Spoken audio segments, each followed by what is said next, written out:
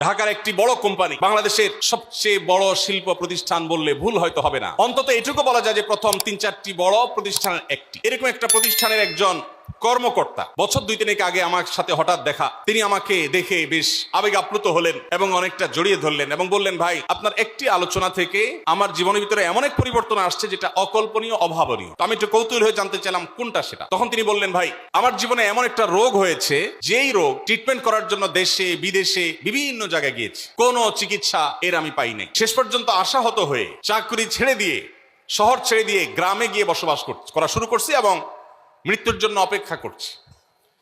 এর মধ্যে আপনার একটা আলোচনার ক্লিপ আমার চোখের সামনে আসলো, সোশ্যাল মিডিয়াতে ওটা শুনলাম। সে আলোচনাটা ছিল, আল্লাহর কাছ থেকে অসাধ্য সাধন করার সময় হলো ভোর রাত, তাহাজ্জুদের সময়।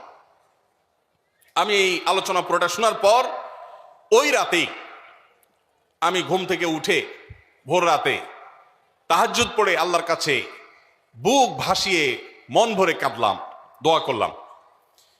ওই ভাই বললেন যে আমি এত দোয়া করলাম, দোয়া করতে করতে দীর্ঘ সময় আমি পরিতৃপ্ত হলাম, আমার দোয়া শেষ হয়ে গেল। এরপর দোয়া করে শেষ করার পর ফজর নামাজের সময় হয়ে গেছে। আমার ফিল হলো, অনুভব হলো যে আমার শরীরে আর কোনো রোগবালাই এখন মনে হয় নাই। এবং তিনি গত 2 দিন আগেও তার সাথে আমি দেখা করলাম ঢাকায়, গতকালকে দেখা করলাম, 2 দিন আগে না, মাত্র 1 দিন আগে দেখা করলাম। তিনি এখন সুস্থ সবল হয়ে আবার তার চাকরিতে ফিরে গিয়ে স্বপদে সমহিমায় আছেন।